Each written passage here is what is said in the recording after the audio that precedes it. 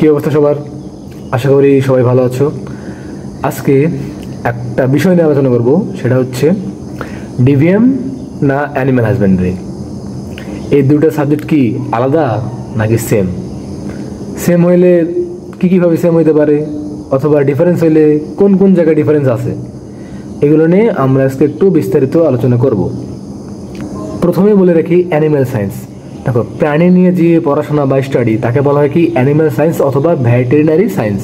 এখন এই animal science অথবা ভেটেরিনারি সায়েন্সে ডিভিএম এবং অ্যানিম্যাল হাজবেন্ডারিকে আলাদাভাবে করে দেখার কোনো সুযোগ নাই। কারণ কি? দেখো, কারণ অ্যানিম্যাল সায়েন্সে কী নিয়ে আলোচনা করা হয়? একটা প্রাণীর অ্যানাটমি, হিস্টোলজি, ফিজিওলজি, প্যাথোলজি, তারপরে কীভাবে তাকে লালন পালন করবো যেটাকে বলে লাইফস্টক ম্যানেজমেন্ট, কীভাবে প্রজনন করবো যেটাকে বলে ব্রিডিং, ঠিক আছে না? তো এই সব কিছু নিয়ে যে আলোচনা বা যে পড়াশোনা বা যে স্টাডি, সেটাই হচ্ছে অ্যানিম্যাল সায়েন্স। অর্থাৎ অ্যানিম্যাল সায়েন্সের মধ্যে বা ভেটেরিনারি সায়েন্সের মধ্যে সব কিছুর আওতাভুক্ত। কিন্তু কিছু কিছু জায়গায় তোমার এই দুইটা সেপারেটলি পড়ানো হয়। মানে এই যে অ্যানিম্যাল সায়েন্স, এটারই দুই ভাগ করা হয়। একটা কিছু নির্দিষ্ট বিষয় নিয়ে আলোচনা করে, আর একটা অন্য কিছু নির্দিষ্ট বিষয় নিয়ে আলোচনা করে। কিন্তু আমার মতে এটা হওয়া একদমই উচিত না। এই যে একটা নির্দিষ্ট বিষয় নিয়ে আলোচনা করে সেটা হচ্ছে ডিভিএম, আর একটা নির্দিষ্ট বিষয় নিয়ে আলোচনা করে সেটা হচ্ছে অ্যানিম্যাল হাজবেন্ডারি। এখন তোমার মনে হতে পারে, ভাই ডিভিএমে কোন নির্দিষ্ট বিষয় আর হচ্ছে অ্যানিম্যাল হাজবেন্ডারিতে কোন নির্দিষ্ট বিষয়গুলো আলোচনা করা হয়? তোমাকে জাস্ট একটা সিম্পল সামারাইজ ওইতে বলি যে দেখো, ডিভিএমে মূলত প্রাণীর চিকিৎসাবিদ্যা, ক্লিনিক্যাল সায়েন্স, তারপর সার্জারি, প্যাথোলজি, ফিজিওলজি, মোটামুটি এগুলো নিয়ে আলোচনা করা হয়। আর অ্যানিম্যাল হাজবেন্ডারিতে তোমার মেইনলি অ্যানিম্যাল ব্রিডিং, তারপর ফিডিং, তারপর কেয়ার অ্যান্ড ম্যানেজমেন্ট, এইসব নিয়ে আলোচনা করা হয়। মোট কথা আমি বলতে পারি তোমাকে যে ডাক্তার বলতে মেইনলি বোঝা হচ্ছে ডিভিএমকে। অ্যানিম্যাল হাজবেন্ডারিকে কখনোই ডাক্তার বলা যাবে না, কারণ ডিভিএমে মোটামুটি মেডিকেল সেক্টরেই সব কিছু পড়ানো হয়। আর অ্যানিম্যাল হাজবেন্ডারিতে শুধুমাত্র ওই অ্যানিম্যালটা কীভাবে সুস্থ থাকবে, তার কেয়ার কীভাবে করতে হবে, তার পরিষ্কার পরিচ্ছন্নতা আমরা রাখবো কীভাবে, তারপর তার ব্রিডিং করবো কীভাবে, মোটামুটি জাস্ট এরকম কিছু বিষয় নিয়ে আলোচনা করা হয়। তাহলে মেইন কথা কি দাঁড়ালো?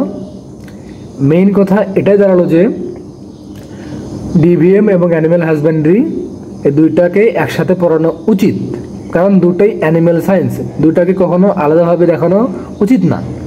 কিন্তু সমস্যা কোন জায়গায়? আমাদের দেশে মাত্র দুইটা জায়গায় ডিভিএম এবং অ্যানিম্যাল হাজবেন্ডারিকে আলাদাভাবে পড়ানো হয়, একটা বাকৃবি আর একটা পটুয়াখালী বিজ্ঞান ও প্রযুক্তি বিশ্ববিদ্যালয়। এখন অনেকে এখানে বলে কি জানো, যে বাকৃবি দুইজন টিচার ছিল, এই দুজন টিচার নাকি মানে ডিন হওয়ার খুব ইচ্ছা ছিল, যে আমরা একটা ফ্যাকাল্টির ডিন হব, সেটা কি ভেটেরিনারি সায়েন্স ফ্যাকাল্টির ডিন হব। কিন্তু দুইজনেরই কোয়ালিফিকেশন সেম, দুইজনই যোগ্য। এখন যে কোনো একজন তো হইতে হবে, ডিন তো আর দুইজন হইতে পারে না। তো দুইজনকেই ডিন করার জন্য নাকি এই অ্যানিম্যাল সায়েন্সটাকে দুই ভাগে ভাগ করা হয়েছে, যে আপনি ডিভিএমের ডিন হন, আপনি অ্যানিম্যাল হাজবেন্ডারি ডিন হন। বুঝছো, এটা একটা কাহিনী বলে সবাই, আমি জানি না সত্য কিনা, আমি নিজে বড় ভাইদের কাছ থেকে শুনছি, তো তাই সেটা তোমাদেরকে বললাম। এখন তোমরা কনফার্ম করতে পারো যে এটা আসলে সত্যি কিনা। কিন্তু আমার মনে হয় না যে সত্যি কি মিথ্যা এটা ম্যাটার করে হচ্ছে দুটাকে একসাথে পড়ানো উচিত। এখন বাকৃবির আন্ডারে ছিল কে? পিএসটিইউ পটুয়াখালীটা, ঠিক আছে। আন্ডারে থাকার কারণে তোমার ওখানেও নাকি এই অ্যানিম্যাল হাজবেন্ডারি সাবজেক্টটা পড়ানো হয়। আমি জানি না এই দুটা ঘটনা সত্য কিনা, কিন্তু আমি যা জানি সেই হিসেবে তোমাদেরকে প্রোভাইড করলাম।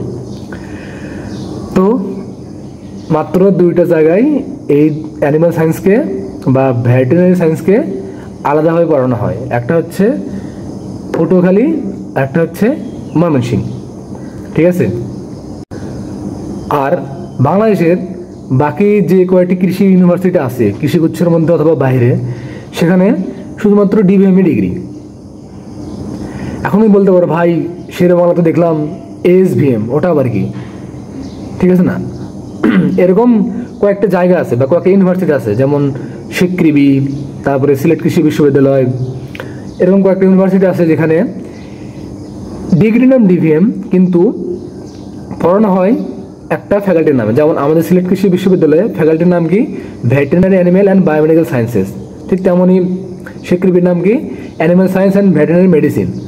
তো এই দুটা নাম এরকম কেন? কারণ হচ্ছে এখানে ওই ডিভিএম এবং অ্যানিমেল হাজবেন্ডারি দুটো কম্বাইন্ডলি পড়ানো হয়, কম্বাইন্ডলি একসাথে পড়ানো হয়। কিন্তু আমাদের ডিগ্রির নামটা কি? ডিভিএমই। আমাদেরকে আলাদাভাবে কখনো দুটা ডিগ্রি দেওয়া হয় না, আমরা দুটাই পড়ি, কিন্তু ডিগ্রিটা পাই কি? ডিভিএমই। ঠিক আছে, মানে বাংলাদেশে কয়েকটা ইউনিভার্সিটি আছে যেখানে ডিভিএম এবং অ্যানিমেল হাজবেন্ডারি দুটাকে একসাথে পড়ানো হয়, যেটা করা উচিত আমার মতে। ঠিক আছে, তো এই হচ্ছে মূল কথা। এখন আসি মেইন বেসিক পার্থক্যে। দেখো, ডিভিএম 5 বছরের কোর্স, 4 বছর অনার্স আর 1 বছর ইন্টার্নশিপ। আর অ্যানিমেল হাজবেন্ডারি 4 বছর 6 মাসের কোর্স, 4 বছর অনার্স আর 6 মাস ইন্টার্নশিপ। তারপর মোটামুটি কর্মক্ষেত্র, তুমি যদি খেয়াল করে থাকো কর্মক্ষেত্র, যে ডিভিএম এবং অ্যানিমেল হাজবেন্ডারি দুইটার কর্মক্ষেত্র সেম কিনা, বলতে পারো প্রায় 80% সেম। কারণ কি জানো? কারণ দুটোই অ্যানিমেল সায়েন্স, জাস্ট ভাগ করা হয়েছে। কিন্তু কিছু কিছু ক্ষেত্রে অ্যানিমেল হাজবেন্ডারিয়ানরা বেশি সুযোগ পাবে না, যেটা ডিভিএমরা পাবে। দেখো, আমি ডিভিএম সাবজেক্ট রিভিউ নিয়ে আলোচনা করছিলাম, সেখানে আমি সব কিছু বলেছি যে ডিভিএম নিয়ে তুমি কোন কোন জায়গায় মুভ করতে পারবে। ঠিক আছে না? অ্যানিমেল হাজবেন্ডারি নিয়েও তুমি সেই সেই জায়গায় জব করতে পারবে। আমি ডিসক্রিপশনে লিঙ্কটা দিয়ে দেবো, তোমরা দেখে নিও। তো মেইনলি সব জায়গায় মুভ করা সম্ভব, কিন্তু কিছু কিছু জায়গায় অ্যানিমেল হাজবেন্ডারিরা পারফেক্ট না ওই জবের জন্য।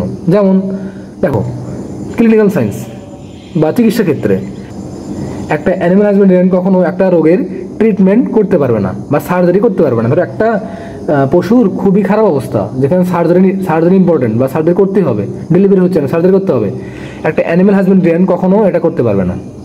কিন্তু একটা ডিভিএম নিয়ে যে পড়ছে সে অবশ্যই এটা করতে পারবে, কারণ তাকে এটা শেখানো হয়। তোমাকে বললাম না যে মেইনলি ডিভিএমটা সার্জারি, তারপর প্যাথোলজি, ফিজিওলজি, ফার্মাকোলজি, টক্সিকোলজি এইসব বিষয় নিয়ে আলোচনা করে।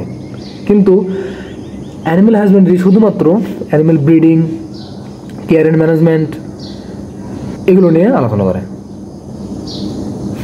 ঠিক আছে, একটা ফার্ম তুমি কেমনে দিবা, তারপর হচ্ছে পোলট্রি, তারপর হচ্ছে ছাগল ফার্ম, মোটামুটি তুমি কীভাবে দেবা, মানে লে আউটটা সেটা নিয়ে আলোচনা করে কি অ্যানিমেল হাজবেন্ডারি। কিন্তু ডিভিএমটা মেইনলি তোমার ট্রিটমেন্ট, তোমার ওই রোগের কারণ বিস্তারিত সব কিছু আলোচনা করে কে? ডিভিএম।